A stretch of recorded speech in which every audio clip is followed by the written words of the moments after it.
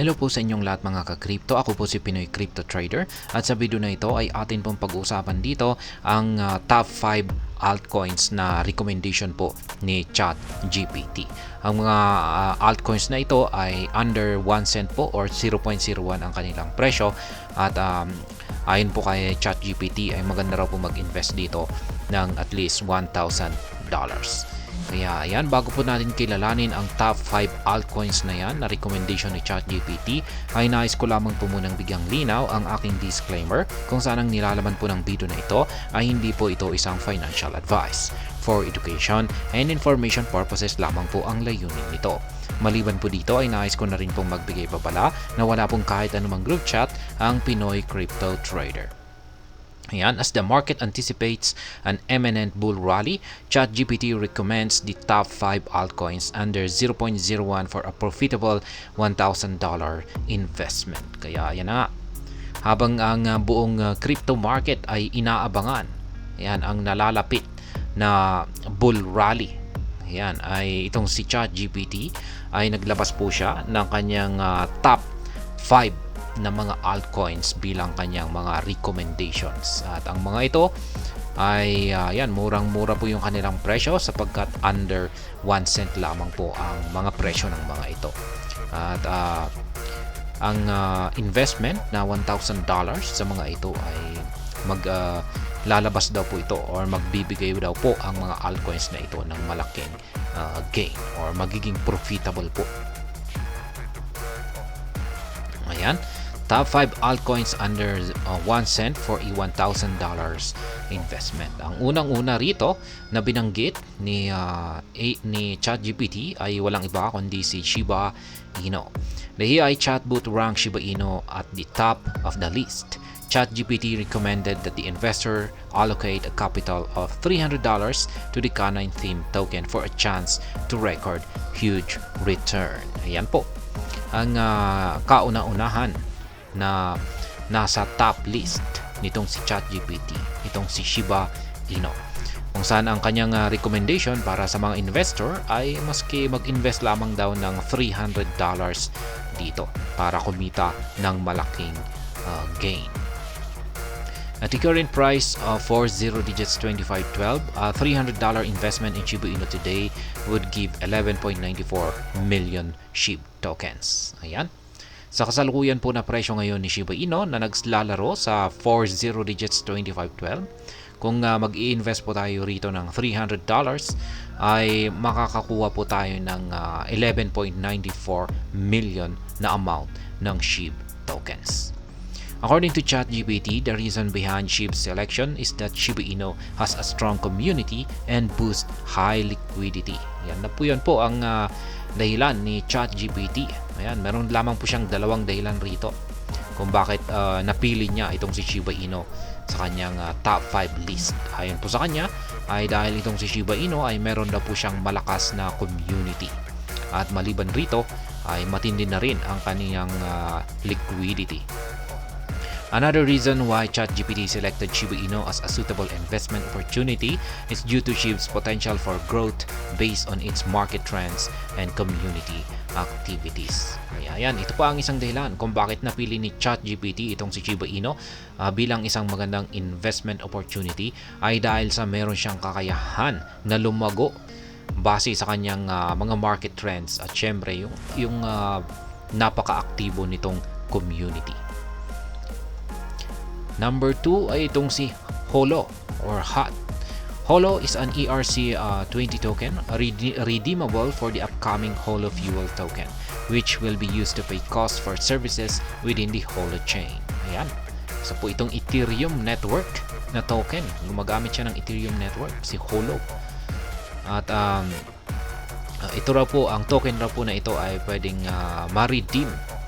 Yan, redeemable po sa paparating na Holo Fuel token na ginagamit po bilang pangbayad sa mga services nito sa loob ng kanyang Holo chain. Of the $1,000 capital, ChatGPT recommend that the investor should invest $250 into HOT.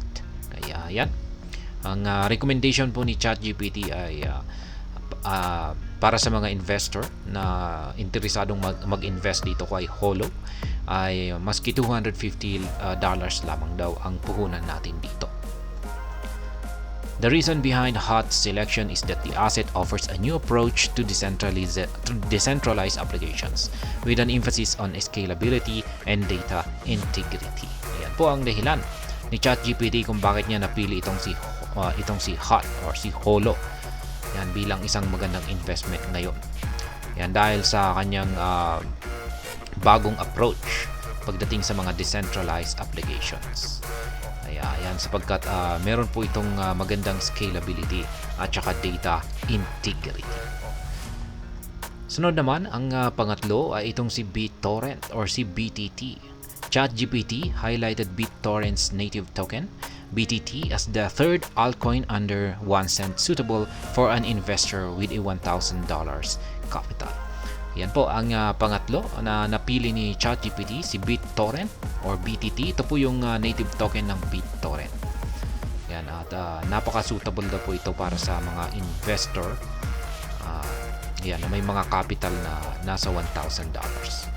The chatbot advised that the investor commit $200 out of $1,000 capital.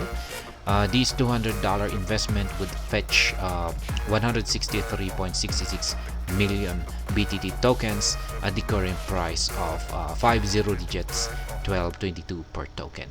Ayan. Sa ating $1,000 na capital rito ay maski ang ilalan lamang daw po natin dito ay $200.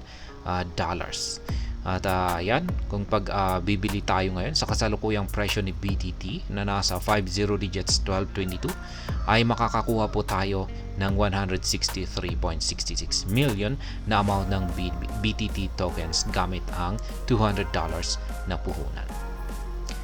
Yan, BTT's selection is due to its integration with the Tron blockchain and its utility in the decentralized file sharing sector. Ito po yung dahilan ni ChatGPT kung bakit niya napili itong si BTT. Ito raw ay dahil sa kanyang integration sa Tron blockchain at saka yung gamit nito bilang isang decentralized na file sharing sector. Yan, si SIA Coin or SC.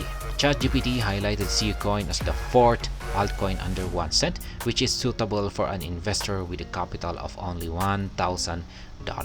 Ayan po. Ang pang-apat na napili ni ChatGPT, itong si SIA Coin or SC. Yan, murang-mura lamang po siya sapagkat under 1 cent po yung kanyang presyo. For the uninitiated, SIA Coin is the native token of the prominent blockchain-based cloud storage crypto project SIA. Ayan. Isa po itong native token ng block-based cloud storage project na tinatawag pong SIA. Sana ay pwede tayo mag-store dito ng kahit anumang files. ChatGPT recommends that investors only channel $150 out of the $1,000 capital.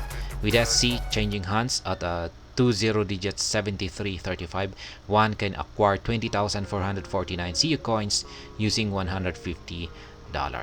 Ayan po kay ChatGPT ay kung sa ating $1,000 na puhunan ay maski maglaan lamang daw po tayo rito ng $150. At base sa kasalukuyang presyo ni SC ngayon na nasa 20 digits 7335 ay ang $150 na puhunan ay makakabili tayo ng 20,449 na SIA coins. Ayan. Ito na po yung panghuli natin, pang-lima at panghuli na recommendation ni ChatGPT. At ito po ay si Electroneum or ETN. According to ChatGPT, investors with $1,000 capital can allocate $100 to ETN. At the current rate of 20 digits 3, one can purchase 333,333 ETN tokens with an investment of $100.